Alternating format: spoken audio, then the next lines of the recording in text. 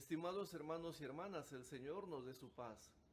En este domingo 18º del tiempo ordinario, la liturgia de la palabra nos invita a reconocer la experiencia de la gratuidad de Dios en medio de la necesidad y la carestía.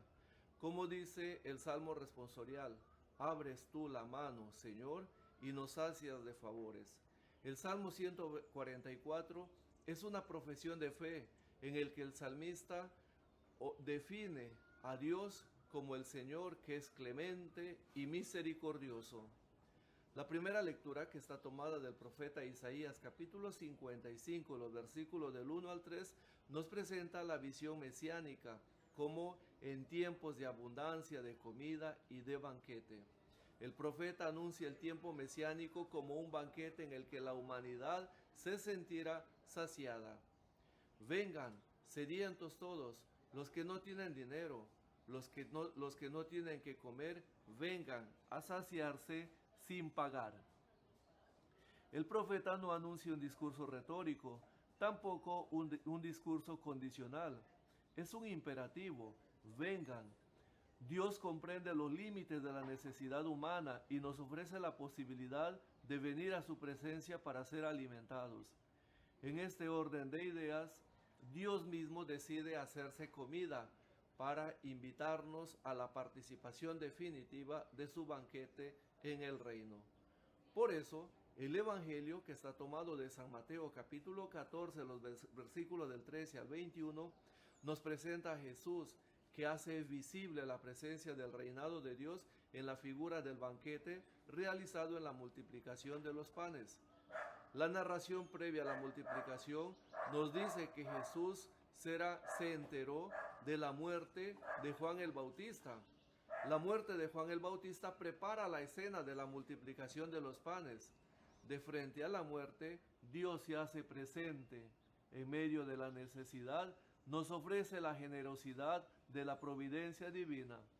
Cuando Jesús, el nuevo Eliseo, alimenta una multitud. La muerte de Juan el Bautista cierra el ciclo de la historia de la salvación y abre una nueva historia de la aventura del amor de Dios en la realización del reinado iniciado por Jesús de Nazaret. Juan el Bautista es la voz de quien se enfrenta al poder que oprime, que destruye y crea muerte. Juan es la voz que anuncia y Jesús es la palabra que da vida. De hecho, los padres de la iglesia han interpretado a Juan como voz y a Jesús como la palabra que nos trae vida y salvación. De frente a esta dramática noticia del asesinato de Juan, Jesús se retira para comprender que la muerte es el paso necesario para llegar al cumplimiento definitivo de la voluntad de Dios. Dios no desea la muerte de su Hijo. Eso está claro. No nos sirve el infundado discurso «Oh feliz muerte» que mereció tan grande redención. Es el Hijo el que acepta libremente la voluntad del Padre hasta donar su vida. La escena nos presenta la compasión de Jesús al ver a esta humanidad hambrienta no solo de pan, sino también del deseo de vivir, del deseo de escuchar unas palabras que le ayuden a encontrar el sentido de la vida para comprender que el reino de Dios está comenzando con Él y en Él. El pan es el alimento del cuerpo y el pescado el alimento del espíritu. Dios no se interesa solo por nuestro cuerpo, sino también por nuestro... Dios no se interesa solamente por nuestro espíritu, sino también por nuestro cuerpo.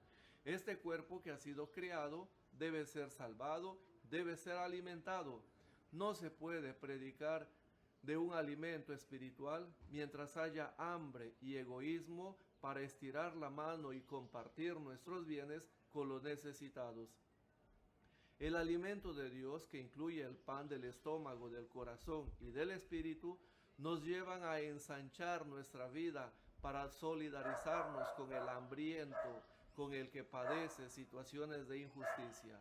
Por eso, la segunda lectura, que está tomada de la carta a los Romanos capítulo 8, los versículos del 35 al 39, nos presenta la certeza desde la misma experiencia de Pablo, que nada nos puede separar del amor de Dios, ni siquiera la apariencia del discurso clerical de la condena eterna.